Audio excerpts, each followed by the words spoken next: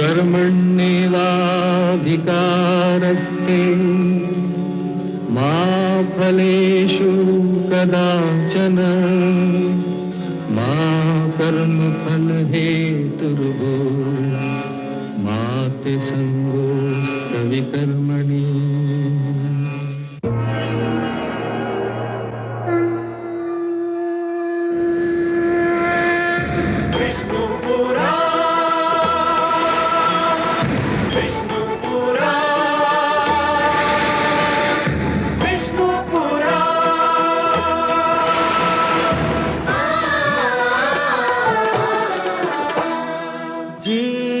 ज्ञान ब्रह्म ज्ञान अथ श्री विष्णु पुराण ओम की कथा महान जय श्री विष्णु पुराण विष्णु पुराण विष्णु पुराण विष्णु पुराण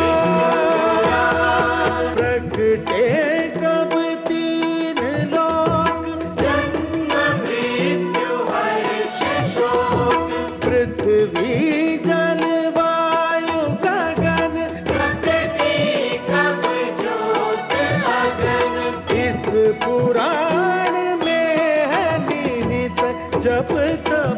और योग ध्यान विष्णु पुराण विष्णु पुराण विष्णु पुराण। मैं मां हूं, धरती मां। हयग्रीव का दुर्भाग्य केवल ये नहीं है कि उसने भगवान विष्णु के आप्त वचनों को, ज्ञान को बंदी बना लिया है। उसका वास्तविक दुर्भाग्य ये है कि वो ज्ञान को इतना निकट पाकर भी ज्ञान से कोई लाभ नहीं उठा पा रहा है। ज्ञान से द्वेष करके कोई स्वयं ज्ञानी नहीं बन सकता। और ये तो हर युग में होगा कि कोई ना कोई वर्ग ज्ञान का मार्ग रोकने का प्रयत्न करेगा। वो ज्ञान और ज्ञानी से घृणा करेगा, पर स्वयं अपने मस्तिष्क को अज्ञान के अंधकार में डूबा रहने देगा। और जब ऐसा होगा तब दैवी शक्तियां उसे किसी न किसी रूप में दंडित अवश्य करेंगी। भगवान विष्णु का भी यही अभियान है। हे प्रभु, अब क्या होगा? आप क्या करेंगे? ब्रह्मापुत्र मनु का क्या होगा? दानव हयग्रीव आपके ज्ञान को नष्ट करने पर तुला हुआ है और भगवान शिव ने पृथ्वी को जलमग्न करने का निर्णय ले लिया है। अब वही होगा देवी जो मेरा वचन है। मैं वचनबद्ध हूं कि जब भी कोई शक्ति मानवता के लिए संकट बनेगी तो मैं उसे अवश्य रोकूंगा। जिस प्रकार सूर्य अपना तेज बांटना नहीं छोड़ सकता, जिस प्रकार एक दीपक अपना प्रकाश फैलाना नहीं छोड़ सकता, उसी प्रकार मैं भी अपने वचन से मुख नहीं मोड़ सकता देवी। अब मेरे प्रथम अवतार का समय आ गया है देवी। मत्स्य अवतार। परित्राणाय साधूनां विनाशाय च दुष्कृतां धर्म संस्थापनार्थाय संभवामि युगे युगे। मत्स्य अवतार? हां देवी, मैं मत्स्य का रूप धारण करके पृथ्वीलोक पर जाऊंगा। आप पृथ्वीलोक जाएंगे? हाँ महादेवी। और मेरा क्या होगा? जब से आपने मेरी रचना की है, मैं आपके बिना एक पल भी नहीं रही हूं। आप ही तो कहते हैं कि मैं आपकी अर्धांगिनी हूं। आपकी बाएं भुजा में मेरा वास है। वामांगी हूं मैं आपकी, और आप मुझे ही छोड़कर जाने की बात कर रहे हैं। हे कमल नयन, मुझ पर दया कीजिए। एक क्षण भी मैं आपसे दूर नहीं रह सकती। हे सर्वश्रेष्ठ, हे नारायण, आपकी लक्ष्मी आपसे दूर नहीं रह पाएगी। दूर तो मैं भी नहीं रह सकता आपसे महादेवी। अपना विष्णु रूप पाते ही मैंने आपकी रचना की थी, तो मैं आपसे दूर कैसे रह सकता हूं? भला पुष्प से सुगंध और सागर से लहर दूर रह सकती है? हमारे एकाकार होने का समय आ गया है देवी।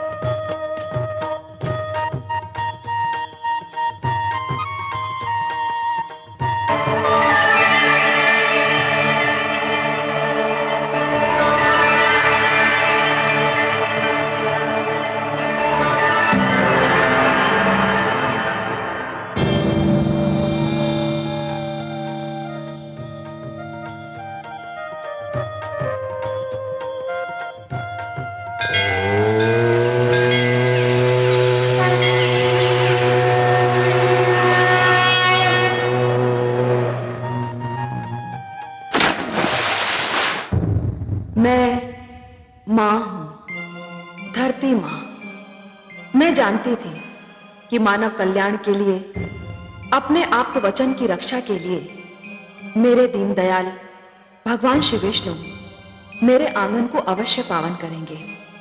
और यही हुआ। वासुदेव ने मछली का रूप धारण करके अपना पहला अवतार लिया, किंतु दो समस्याएं थीं। पहली ये कि ब्रह्मा के परामर्श पर भगवान शिव ने धरती को जलमग्न करने का निर्णय कर लिया, और दूसरी ये कि ब्रह्मा पुत्र मनु ने मानव की रक्षा की ठान ली थी। मनु वृद्ध हो चुके थे, पर उनके मन में मानव कल्याण की रक्षा की इच्छा अब भी प्रबल थी।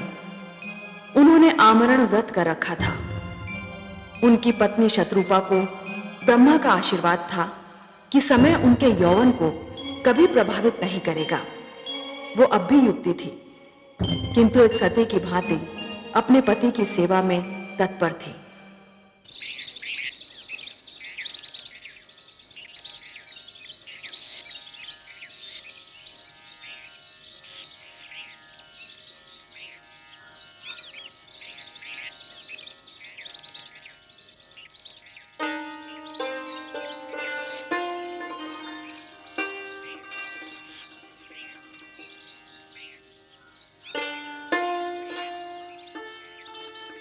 आपकी संध्या तर्पण का समय हो गया है स्वामी।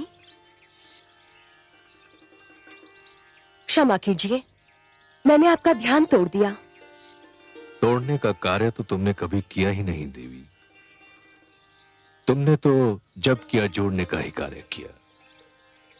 पहले मेरे जीवन में आकर मेरे बिखरे अस्तित्व को जोड़ा, फिर मुझे संतान देकर मेरे परिवार को जोड़ा, और अब मेरे तप में मेरा साथ देकर मेरी आत्मा को परमात्मा से जोड़ रही हो। कभी कभी सोचता हूं कि तुम्हें यहां साथ लाकर मैंने तुम पर बहुत बड़ा अन्याय किया। अन्याय तो आप ये कहकर कर रहे हैं कि आपने मुझ पर अन्याय किया। जीवन का ऐसा कौन सा सुख है जो मुझे आपसे नहीं मिला? ऐसा कौन सा ऐश्वर्य है जो आपके साथ रहकर मैं नहीं भोग पाई?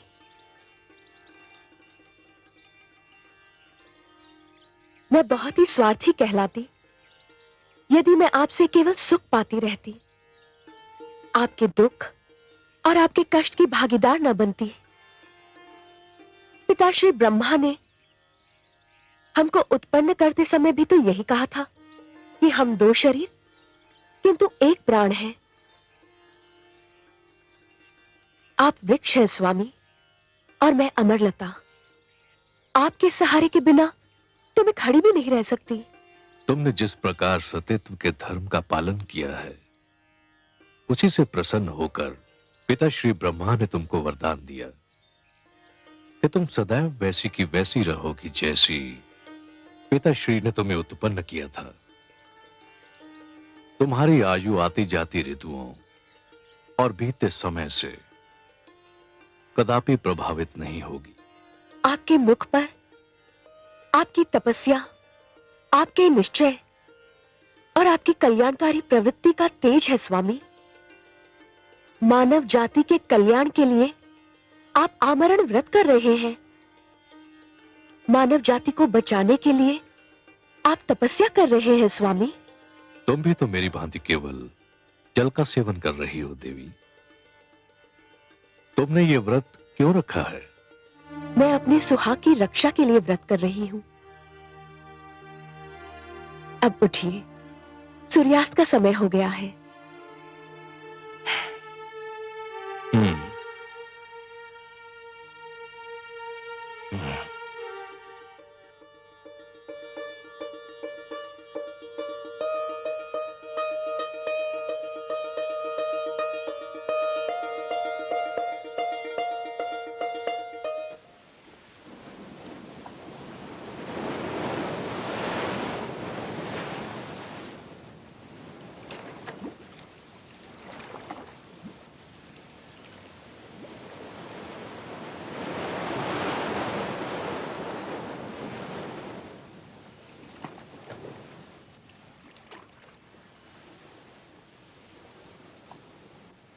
ओम हिरण्यवर्णाम हरिणीं सुवर्णरचितस्त्रज्जां चंद्रां हिरण्मयीं लक्ष्मीं जातवेदो महावः।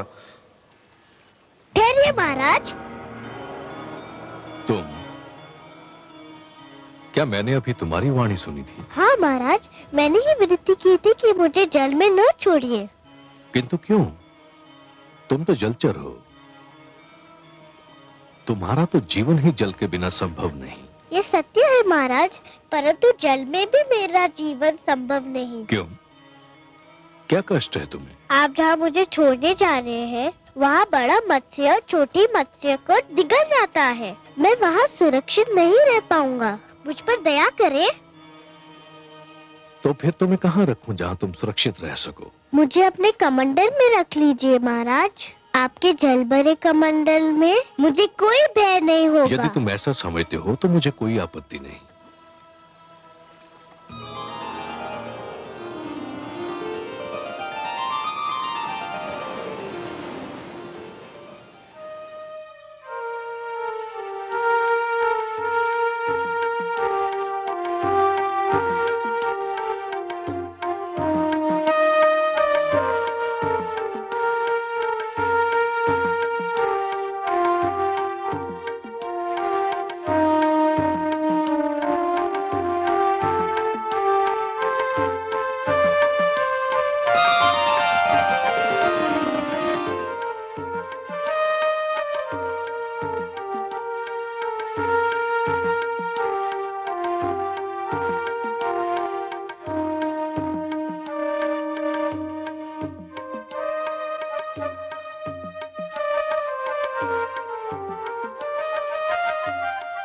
नहीं देवी नहीं, जल मत फेंकना। क्यों स्वामी? कमंडल में एक मत्स्य है, मैंने उससे जीवन रक्षा का वचन दिया है। ये तो छोटी सी मछली है। ये आपने बहुत अच्छा किया जो मुझे बता दिया, नहीं तो इसके प्राण चले जाते।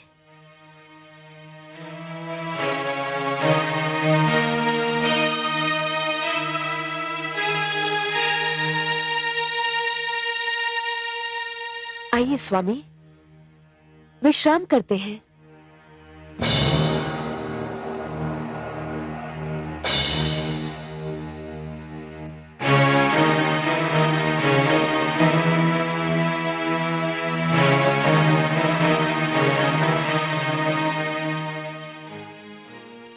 हे दानवराज, आप हमें मुक्त कर दीजिए। आपने हमें छोड़ दिया तो भगवान विष्णु आपसे बहुत प्रसन्न होंगे। मुझे तुम्हारे विष्णु की कृपा नहीं चाहिए। चुपचाप अपने स्थान पर बैठे रहो, नहीं तो कड़ा दंड दूंगा।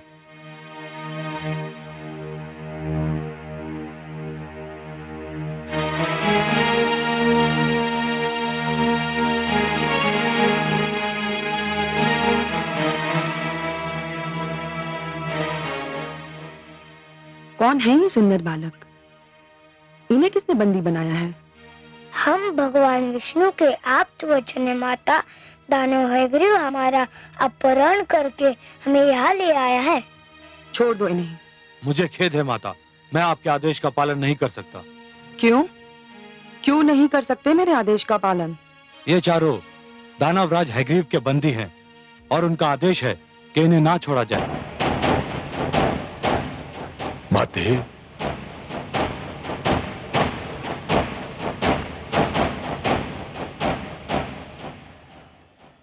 पुत्र, इन बेचारों को क्यों बंदी बनाकर रखा है? छोड़ दो इन्हें, मुक्ति दे दो इन सुंदर भोले भाले बालकों को। नहीं मां, ये नहीं हो सकता। ये भगवान विष्णु के आप्त वचन हैं, ज्ञान का भंडार है, बहुत महान है। जानता हूं मां, इसीलिए तो इनका अपहरण किया है।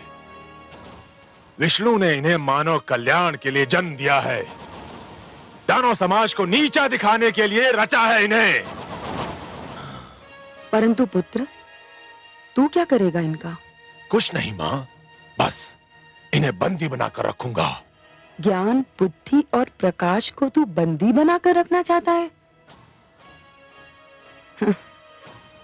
मेरी मान, यदि तू इन्हें ले ही आया है तो इनसे कुछ ज्ञान सीख ले, बुद्धि प्राप्त कर ले, इनके प्रकाश से अपने जीवन में उजाला कर ले। मुझे इन वस्तुओं की कोई आवश्यकता नहीं है मां। कैसे आवश्यकता होगी तुझे इन वस्तुओं की? तेरे मस्तिष्क में तो अज्ञान और अहंकार भरा हुआ है। कैसा अभागा है तू? तेरे घर में ज्ञान और बुद्धि के 4 दीपक हैं और तू अंधेरों में भटक रहा है। मां, तुम जब भी आती हो मेरे लिए अब शब्दों का ही उपहार लाती हो। कैसी माता हो तुम? कैसी माता हूं मैं? एक अभागन माता हूं। और कैसी माता हूं मैं? मैं ऐसी माता हूं जिसे उसकी संतान ने एक पल भी सुख नहीं दिया। तुम चाहती क्या हो मां? मैं चाहती हूं कि तू इन्हें मुक्त कर दे। नहीं करूंगा। तो फिर मैं ले जाऊंगी इन्हें अपने साथ। नहीं ले जाने दूंगा। मैं देखती हूं कौन रोकता है मुझे। मैं रोकूंगा इन्हें।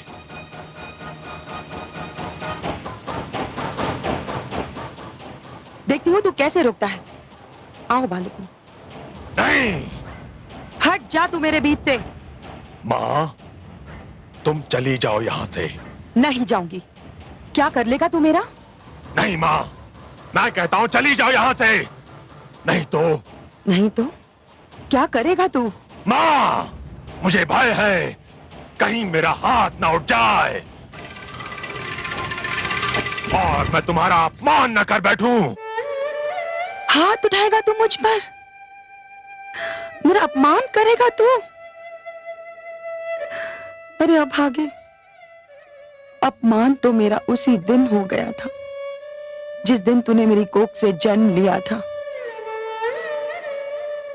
हे ईश्वर, ऐसे दुर्वचन सुनने से पहले मुझे इस संसार से उठा क्यों नहीं लिया?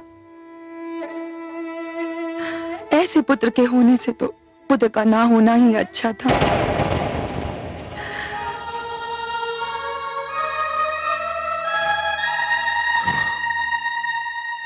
अब तुमने यदि किसी से सहायता मांगी अथवा मांगने की चेष्टा की तो मैं तुम सबको नष्ट कर दूंगा।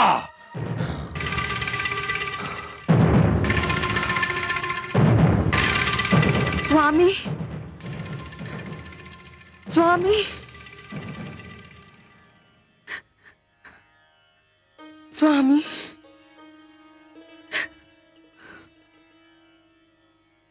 आगे कुछ कहने की आवश्यकता नहीं है देवी। मैं आपकी ये दशा देखकर जान गया हूं कि आप अपने पुत्र हैग्रीव से मिलकर आ रही हैं। हाँ स्वामी, परंतु आज तो वो अयोग्यता की सारी सीमाएं पार कर गया।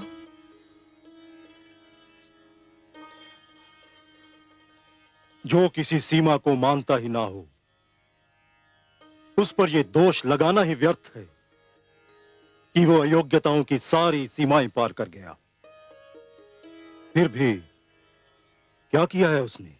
उसने भगवान विष्णु के आप्त वचन 4 वेदों को बंदी बनाकर रखा है। मैंने उन्हें मुक्त कराना चाहा तो उसने मुझ पर हाथ उठाने की धमकी दे डाली। मन में तो आया कि उसे शाप ही दे दूं। तो फिर दे दिया होता। शरीर का जो भाग सड़ जाए उसे काट कर फेंक देना ही उचित होता है। कैसे देती स्वामी? मैं मां हूं, भले एक कुपुत्र की मां सही, परंतु आज मुझे एक बात का ज्ञान अवश्य हुआ है कि कभी कभी मातृत्व भी लज्जा का कारण बन जाता है। आज पहली बार मैं बहुत लज्जित हूं कि मैं ऐसे पुत्र की मां हूं। मैं उसे अपनी कोख से जन्म देकर पछता रही हूं। पश्चाताप यदि भूल का मूल्य चुका सकता तो विश्वास करो, मैं आपके पश्चाताप के साथ अपना पश्चाताप भी जोड़ देता। परंतु जिस प्रकार वर्षा ऋतु बीत जाने पर बीज बोने से कोई लाभ नहीं, उसी प्रकार हमारा पश्चाताप करना भी व्यर्थ है। कैसी अभागन हूं मैं। जानती हूं है ग्रीव के इस दुष्कर्म का क्या परिणाम होगा, फिर भी कुछ नहीं कर सकती। कुछ नहीं। शांत हो जाइए। सब कुछ भगवान विष्णु पर छोड़ दीजिए। वो जो भी करेंगे उचित ही होगा, न्याय के अनुकूल होगा। शांत हो जाइए।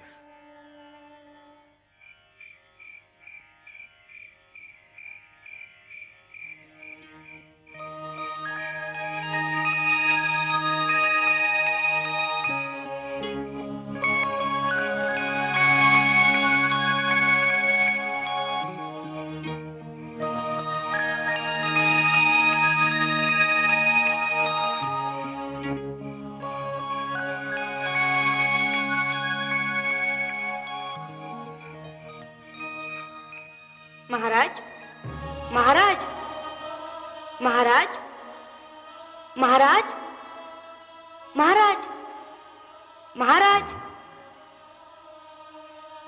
महाराज। ये मुझे कौन पुकार रहा है?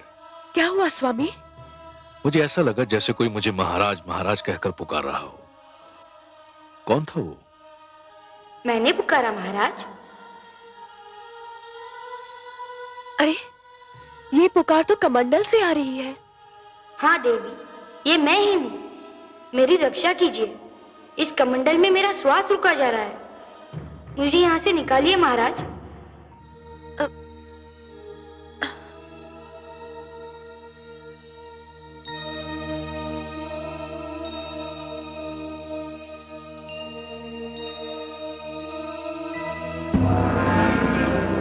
अरे, मत्स्य का आकार तो कमंडल के बराबर हो गया है। मुझे अनुमान नहीं था कि कोई जलचर एक ही रात्रि में इतना बड़ा हो जाता है। इस कमंडल में तो इसका श्वास घुट जाएगा। मैं इसे बाहर के जलाशय में छोड़ आता हूं। इसे वहां चैन मिल जाएगा।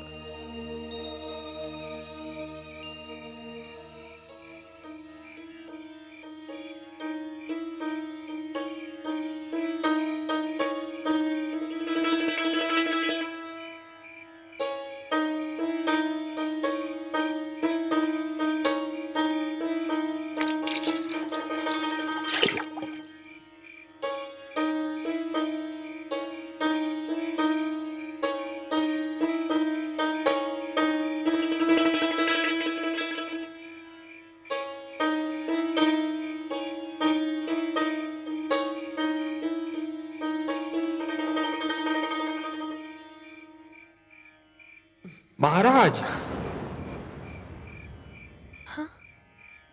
महाराज,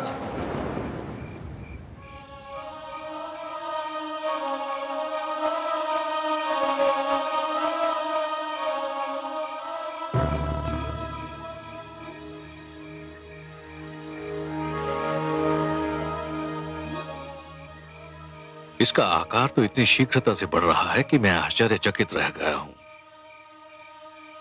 मैंने किसी मत्स्य को एक ही रात्रि में इस प्रकार बढ़ते नहीं देखा है। स्वामी, क्या ये मत्स्य है? मुझे तो शंका हो रही है कि ये मत्स्य नहीं कुछ और ही है। अरे कुछ नहीं है देवी, संसार में ऐसे चमत्कार तो होते ही रहते हैं। यह भी ईश्वर का कोई चमत्कार होगा। आप चिंता मत कीजिए। तो अब आप इसे कहां ले जाएंगे? इसका आकार इतनी शीघ्रता से बढ़ रहा है कि सागर के अतिरिक्त इसका कोई स्थान नहीं हो सकता। मैं इसे ले जाकर सागर में छोड़ दूंगा। अब इसे किसी बड़े मत्स्य या जीव जंतु का भय नहीं है।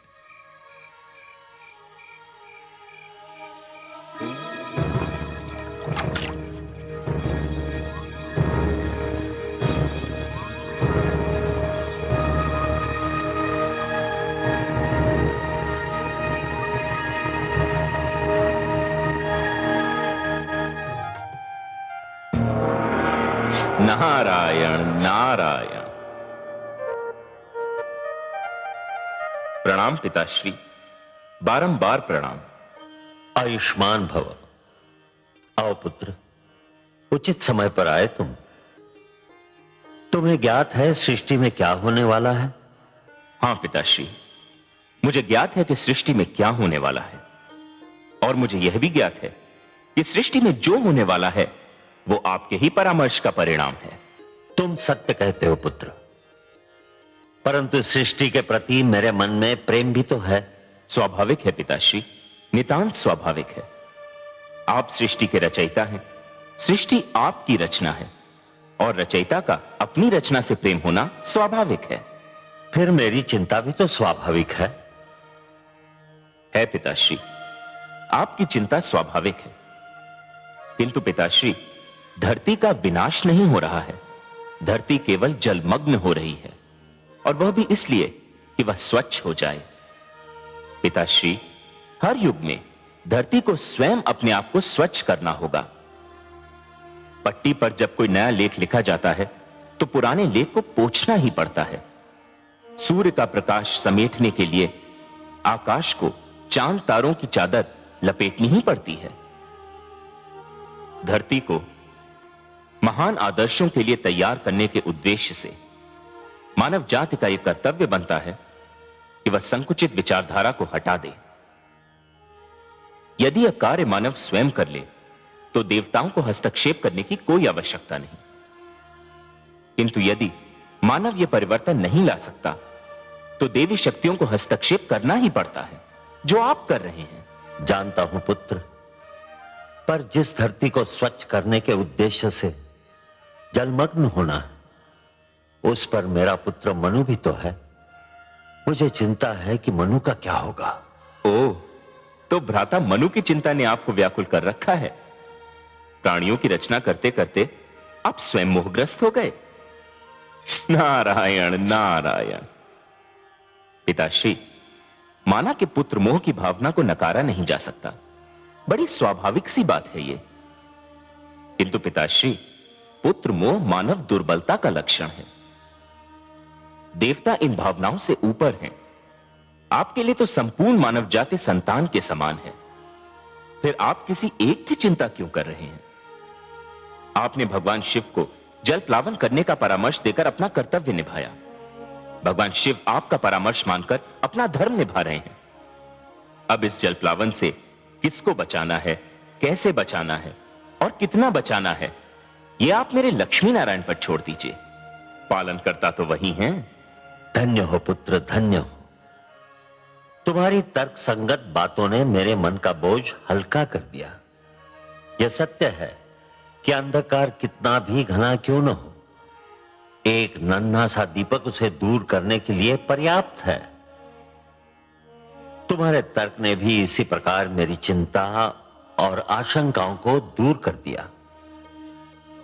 संसार यदि तुम्हें महानतम तथा सर्वोत्तम मार्गदर्शक कहता है तो उचित ही कहता है। अपने परम पूज्य पिताश्री की चिंता दूर करके मैंने केवल अपना पुत्र धर्म निभाया है। मुझे आपकी सेवा करने का अवसर मिलता रहे, यही मेरी कामना है। क्योंकि पिता की सेवा करके मन को जो संतोष मिलता है उसका आनंद ही कुछ और है। नारायण नारायण।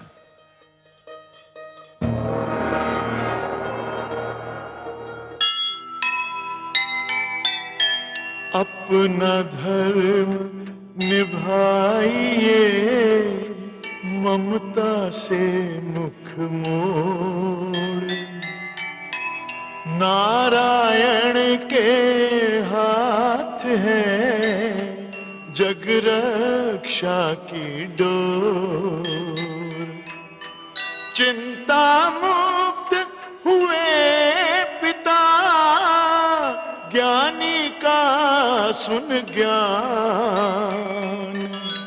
नारद जैसे पुत्र पर क्यों न करे अभिमान,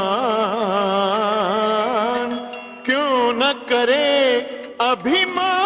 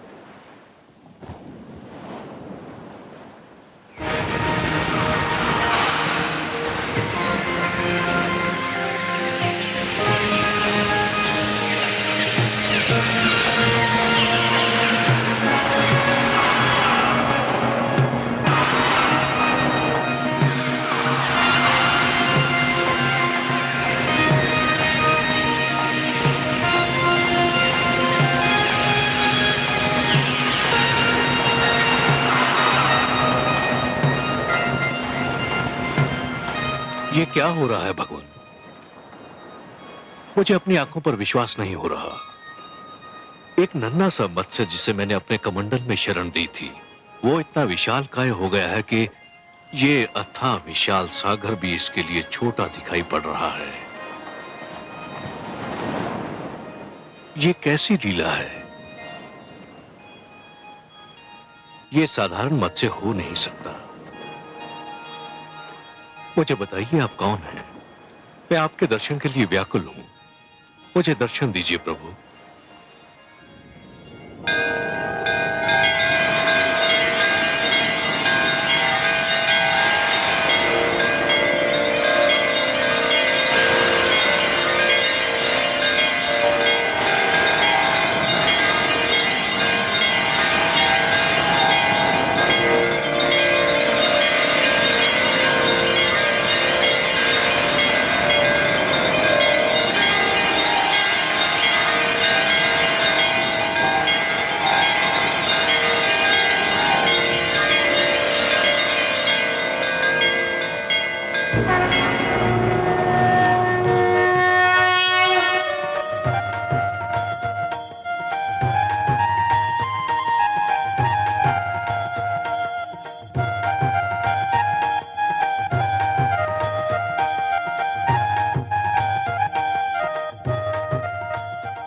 भगवान आप? हे जगदीश्वर, हे जनार्दन, हे सर्वेश्वर, ये आप हैं प्रभु। मेरे सौभाग्यशाली नेत्रों को आपके दर्शन हो रहे हैं। हाँ मनु, ये मैं ही हूं। आपके अतिरिक्त और कौन हो सकता था हे पद्मनाभ? ये लीला तो केवल आप ही दिखा सकते हैं कि सिमटे तो मानव की अंजुरी में समा जाएं और फैलें तो धरती और आकाश को भी ढक लें। आप मेरी अंजुरी में ठहरे, मेरी कुटिया में रहे। मैं किन शब्दों में आपको धन्यवाद दूं? हे सर्वश्रेष्ठ, आप महान हैं। मैं अपने भाग्य पर जितना भी गर्व करूं कम है। आपको कोटि कोटि प्रणाम हे लक्ष्मी नारायण।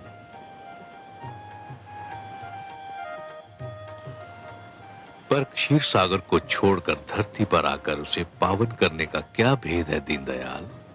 हे मनु, मानव कल्याण की जिस चिंता के कारण तुमने आमरण व्रत कर रखा है, उसी चिंता ने मुझे भी पृथ्वी पर आने के लिए विवश कर दिया। अब मेरी बात ध्यान से सुनो। आपकी मधुर वाणी सुनने के लिए मैं सिर से पांव तक कान बना हुआ हूं प्रभु। ब्रह्मा के परामर्श पर भगवान शिव इस धरती को स्वच्छ करना चाहते हैं। उन्होंने धरती को जलमग्न करने का निर्णय कर लिया है।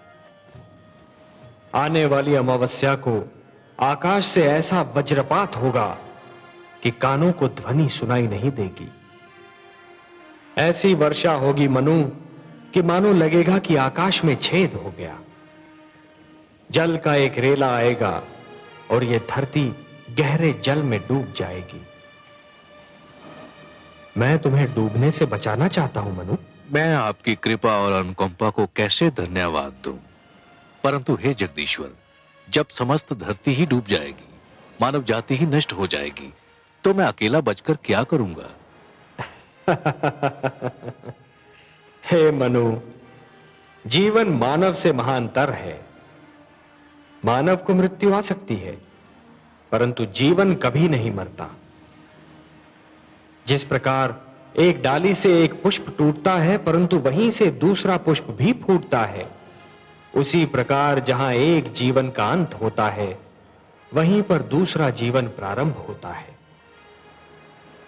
एक पीढ़ी चली जाती है, परंतु वहीं दूसरी पीढ़ी पहली पीढ़ी के स्थान को रिक्त नहीं रहने देती। यही जीवन की परंपरा है। तुम इसी परंपरा को अक्षुण्ण रखोगे, तुम इसी परंपरा को जीवित रखोगे। यही मेरा उद्देश्य है। आपके आदेश का पालन तो मेरा परम धर्म है प्रभु।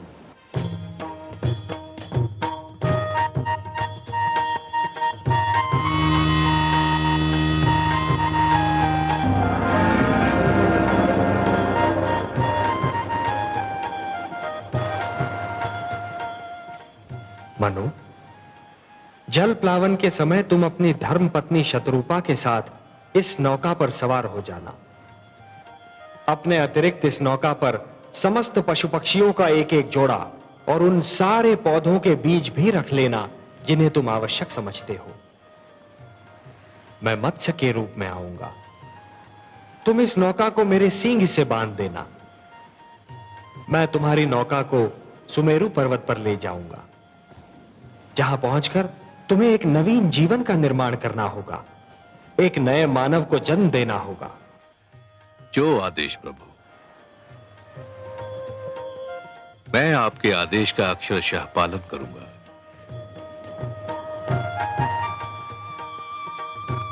तथास्तु।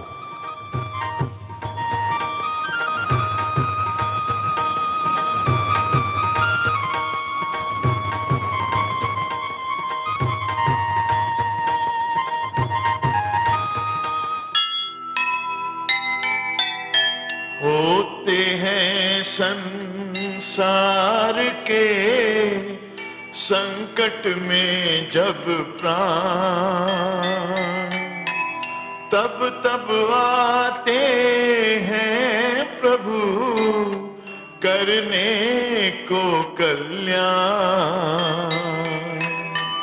कभी ना होने देंगे वो मानवता का नाश।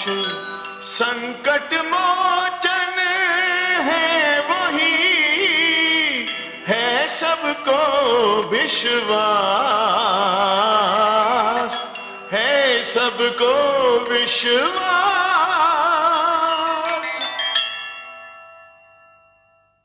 जो सुनेगा ये पुराण पाएगा सुख और ज्ञान, पाएगा सुख और ज्ञान।